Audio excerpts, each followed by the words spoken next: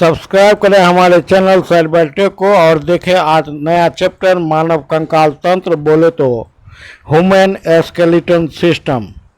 Friend, हमारे शरीर का ढांचा कंकाल का बना होता है, बोले तो अस्थियों का बना होता है, उपास्थियों का बना होता है। साथ ही अस्थियों के बीच में जो संधियाँ होती हैं उन सारे को के मिलने से कंकाल तंत्र का निर्माण होता है। तो फ्रेंड्स, चलिए आज हम स्टार्ट कर रहे हैं एक नए चैप्टर को और लगभग बायोलॉजी के बोले कि जंतु विज्ञान के जूलॉजी के अंतिम भाग की तरफ हम बढ़ते हुए एक कदम और बढ़ाते हुए आज हम लेकर आए हैं मानव कंकाल तंत्र ह्यूमन स्केलेटल सिस्टम।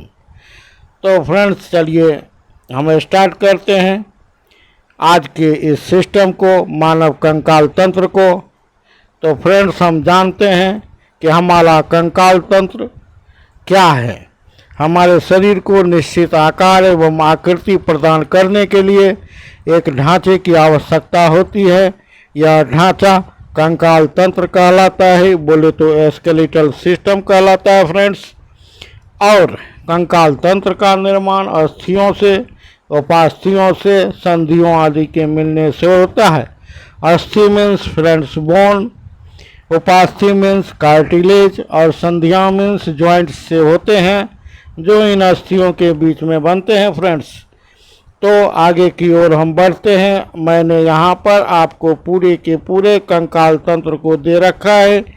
अगर आप इसे ऊपर से अध्ययन करेंगे तो स्कल का सबसे बड़ा भाग होता है, उसमें आई के लिए कोटर है, नाक के लिए कोटर है। आप दांत को देख रहे हैं, दांत की संपूर्ण कितने प्रकार के दांत होते हैं मैंने आपको बताया। दांत के ऊपरी कठोरतम भाग को एनामेल कहते हैं। यह शरीर का हमारा सबसे कठोर भाग होता है।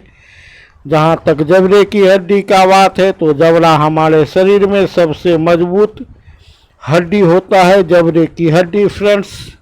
और जबड़े में एक हायोड नामक हड्डी भी होती है, इसकी भी चर्चा मैं करूँगा। और नीचे की ओर हम जैसे ही बढ़ते हैं फ्रेंड्स तो वर्टिब्री का आता है कॉलमन, जो कि 33 कशेरुकी का बना होता है। वर्टिब्रल कॉलमन बोले तो कसूरी की डंड जो हमारे सिर के नीचे मेरुला ऑब्लांगाटा से नीचे हमारे कमर तक जाती है फ्रेंड्स। और इस ढांचा में अनेक कशेरुकी होते हैं, बोले तो वर्टिब्री होती है।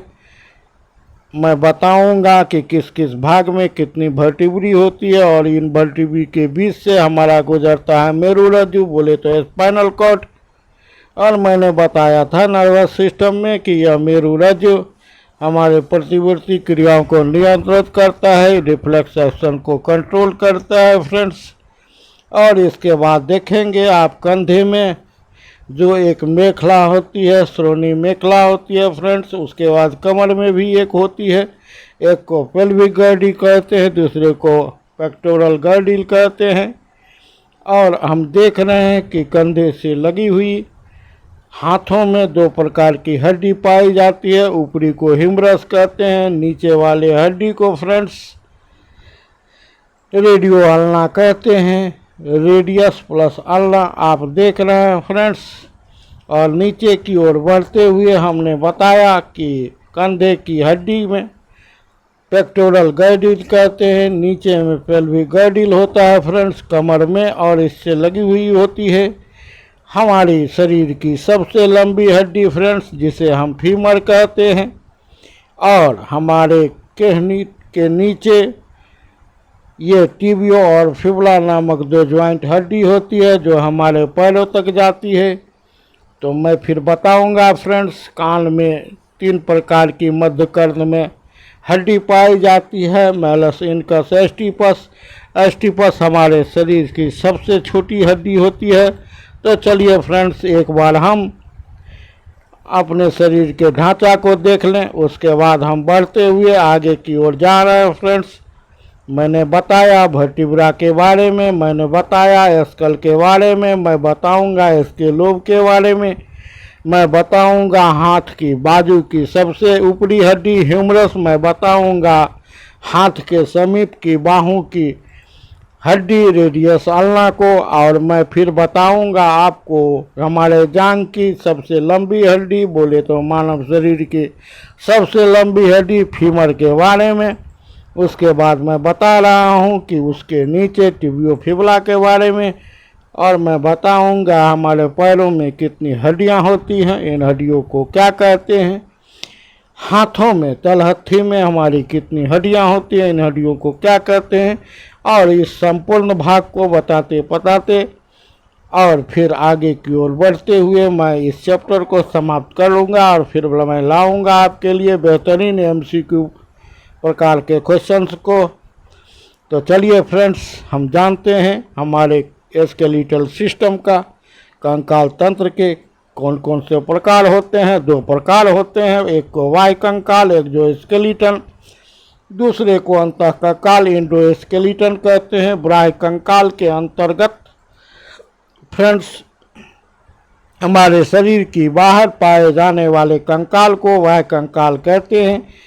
यह त्वचा की उपचर्म का रूपांतरण है। फ्रेंड्स आगे की ओर बढ़ते हैं। अंतः कंकाल, इसके अंतर्गत हम लोग शरीर के अंदर पाए जाने वाले कंकाल की अध्ययन करते हैं। कशेरुकियों में, वर्टिब्रेट्स में बोले तो फिश, एम्फीबिया, रेप्टाइल, बर्ड्स और मैमल्स, ये 5 वर्गों के प्राणियों में अंतः कंकाल ही शरीर का मुख्य ढांचा होता है। यह मांसपेशियों से ढका रहता है फ्रेंड्स, और अगर गति होती है तो मांसपेशियों में होती है। जब मैं मस्कुलर सिस्टम पढ़ाऊंगा तो बताऊंगा एक्टिन और मायोसिन प्रोटीन के बारे में, जिसके संकुचन के कारण हमारे शरीर में गति होती है। अगर बोले तो अस्थियों में कोई गति नहीं होती, बल्कि मांसपेशियों में गति होने से अस्थियों में गति दिखाई पड़ती है फ्रेंड्स।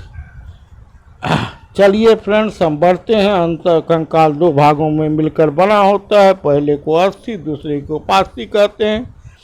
अस्थि बोले तो बोन, उपास्थि बोले तो कार्टिलेज। अस्थि की बात करूं, यह कठोर होता है, तन्य होता है और टूट सकता है लेकिन मुड़ नहीं सकता। उपास्थि की बात करूं तो ये लचीले होते हैं। हमारे कानों की जो लचीलापन होती है, मांसल भाग होता है, वह उपास्थित। नाकों के मध्य की जो प्लेट होती है वह होती है उपास्थित, ये मुड़ती सकती है। जबकि अस्थि टूट सकती है बट मुड़ नहीं सकती।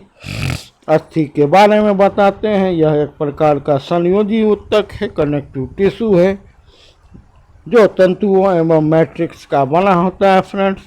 इसके मैट्रिक्स में कैल्शियम और मैग्नीशियम के लवण पाए जाते हैं, तथा इसमें अस्थि कोशिकाएं एवं कोलेजन तंतु व्यवस्थित होते हैं। अस्थि कोशिकाओं को ऑस्टियोसाइट्स कहते हैं।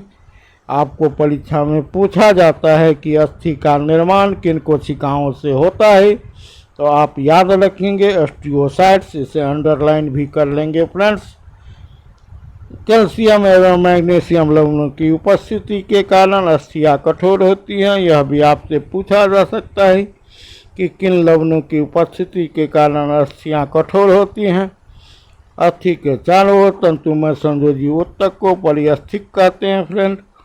इसी परिस्थिक के द्वारा लिगामेंट्स, टेंडन्स, दूसरी मांसपेशियां जुड़ी होती है फ्रेंड्स। लिगामेंट्स बोले तो यह भी एक संयोजी ऊतक है, टेंडन्स बोले तो यह भी संयोजी ऊतक है, और दोनों का हमारे शरीर में महत्वपूर्ण योगदान होता है। बोन को बोन से जोड़ने वाली और बोन को मांसपेशियों से जोड़ने वाली, बोन से बोन को जोड़ने वाली को क्या कहा जाता है, मांसपेशियों को बोन से जोड़ने वाले को क्या कहा जाता है। VBI question for your coming examination मैं बताऊंगा फ्रेंड्स आगे।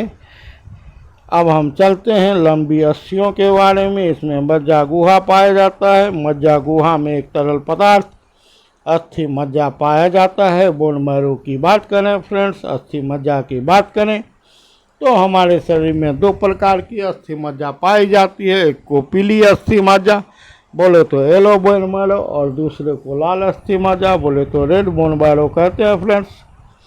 अब दोनों का संबंध हमारे आरबीसी और डब्ल्यूबीसी के निर्माण से है। लाल अस्थि मज्जा में आरबीसी का बोले तो रेड ब्लड सेल्स का निर्माण होता है, जबकि पीली अस्थि मज्जा में श्वेत रक्त कोशिकाओं बोले तो डब्ल्यूबीसी का निर्माण होता है। आप यह भी याद रखेंगे फ्रेंड्स, लाल अस्थि मज्जा केवल स्तनधारियों में पाई जाती है। आगे हम बात करते हैं विकास के आधार पर अस्थियां दो प्रकार की होती है, एक को कलाजात अस्थि, दूसरे को उपास्थि जात अस्थि कहते हैं फ्रेंड्स। एक है इन्वेस्टिंग बोन, दूसरा है कार्टिलेज बोन। हम आगे बढ़ते हैं फ्रेंड। कलाजात अस्थि के अंतर्गत सभी चपटी अस्थियां आती है, खोपड़ी की सभी चपटी अस्थियां आती हैं। आगे बात करते हैं उपास्थि जात के बारे में। इन्हें रिप्लेसिंग बोन भी कहा जाता है। कशेरुक दंड तथा पैरों की अस्थियां उपास्थि जात अस्थियां होती है फ्रेंड्स, याद रखेंगे, परीक्षा में कई बार पूछा गया है। आगे हम बढ़ते हैं कशेरुक दंड के बारे में फ्रेंड्स, वर्टिब्री के बारे में।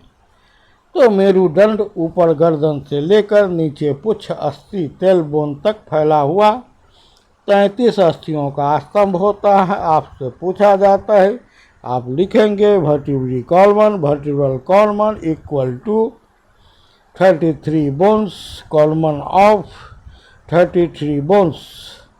33 अस्थियों का स्तंभ कशेरुक दंड कहलाता है। 5 भाग होते हैं इसमें, जिसमें मैंने हड्डियों को बांट दिया है। गर्दन में 7 वर्टिब्री, वक्ष में 12 वर्टिब्री और फ्रेंड्स कटी में कमर में लंबर 5 वर्टिब्री, त्रिक में सेक्रल 5 वर्टिब्री, अनुत्रिकास्थि कोकैक्सिक में 4, कुल मिलाकर 33। मैंने जोर दे रखा है 33 bones participate in the formation of the vertebral कॉलमन, बोले तो कशेरुक दंड, रीढ़ की हड्डी।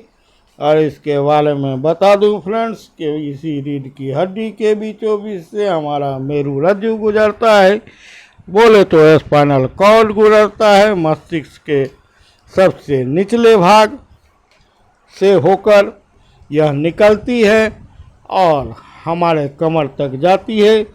इससे 31 स्पाइनल नर्व निकलते हैं, बोले तो मेरु दंड तंत्रिका निकलती है और यह हमारे शरीर की विभिन्न क्रियाओं का नियंत्रण करती है, प्रतिवर्ती क्रियाओं का नियंत्रण करती है।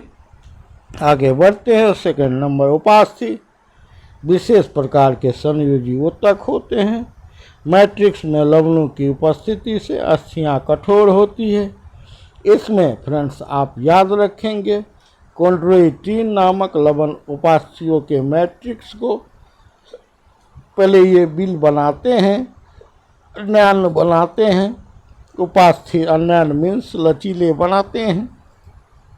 उपास्थि का मैट्रिक्स थोड़ा कड़ा होता है। इसके मैट्रिक्स के बीच में छोटी छोटी थैलियाँ होती है, जिसे लेकुनी कहते हैं फ्रेंड्स। आपसे पूछा जाएगा लेकुनी किस में पाया जाता है, आपका उत्तर होगा उपास्थि में, कार्टिलेज में। आगे हम बढ़ते हैं फ्रेंड्स। लेकुनी में एक विशेष प्रकार का तरल पदार्थ भरा होता है। इसमें जीवित कोशिकाएं भी पाई जाती है, कॉन्ड्रियोसाइट कहते हैं। तो याद रखेंगे chondriocyte means cartilage, C for cartilage, C for chondriocyte. और बोन के बारे में कहा जाता है फ्रेंड, ऑस्टियोसाइट्स नामक कोशिकाएं पाई जाती है, आप उससे भी याद रखेंगे। इसके मैट्रिक्स में इलास्टिन तंतु एवं कोलेजिन पाए जाते हैं। उपास्थि के चारों ओर एक प्रकार की झिल्ली पाई जाती है, जिसे पेरिकोन्ड्रियम कहते हैं। मानव कंकाल तंत्र की अस्थियां मैं आपको बता दूं, नवजात शिशुओं में 300 अस्थियां बनी होती है। ये मुख्य रूप से कार्टिलेज के बने होते हैं, लेकिन वयस्क होते होते आपस में फ्यूज कर जाती है और अस्थि में बदल जाती है। तो इसे भी याद रखेंगे। कुल मिलाकर वयस्क में 206 हड्डियाँ पाई जाती है। 300 हड्डियाँ नवजात शिशु में, न्यूबॉर्न बेबीज में, और 206 हड्डियाँ वयस्क मनुष्य में। आगे की ओर बढ़ते हैं फ्रेंड्स कि वयस्क मनुष्य में जो 206 हड्डियाँ होती हैं उसे दो भागों में बांटा गया है। पहला अक्षीय कंकाल, दूसरा उपांगीय कंकाल। पहला है अक्षीय कंकाल, अंग्रेजी में एक्साइल स्केलेटन। शरीर का मुख्य अक्ष बनाने वाले कंकाल को अक्षीय कंकाल कहते हैं। इसमें खोपड़ी की हड्डी, मेरुदंड, पसलियाँ, 12 जोड़ी पसलियाँ एवं उरोस्थी होते हैं। फ्रेंड्स, हम आप बात करते हैं खोपड़ी की हड्डी की। खोपड़ी के बारे में बता रहे हैं कि खोपड़ी में 22 हड्डियाँ होती हैं।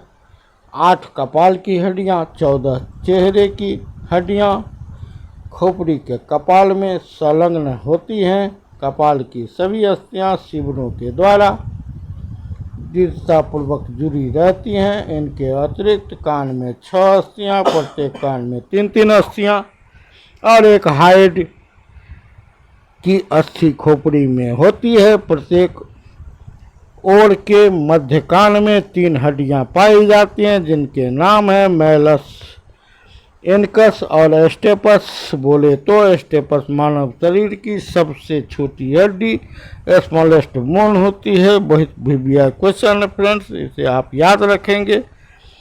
आगे हम बढ़ते हैं। खोपड़ी में वास्तव में 30 भिन्न भिन्न हड्डियों से बना होता है। खोपड़ी, हमारी खोपड़ी 30 डिफरेंट टाइप ऑफ बोन से बने होते हैं। खोपड़ी की मुख्य अस्थियाँ हैं frontal, parietal, occipital, temporal, Mailer, maxilla, dentary, nasal. आप इसे भी याद रखेंगे। आपसे पूछ सकता है कि यह हड्डी हमारे शरीर के किस भाग की हड्डी है। कोई एक हड्डी देकर आपसे पूछा जाएगा। फ्रेंड्स, हम बढ़ते हैं कशेरुकदंड की ओर। कशेरुकदंड मैंने बताया 33 वर्टिब्राओं से मिलकर बना होता है, कशेरुकाओं से मिलकर बना होता है। सबसे पहली कशेरुका को एटलस कहते हैं। आप इसे भी याद रखेंगे।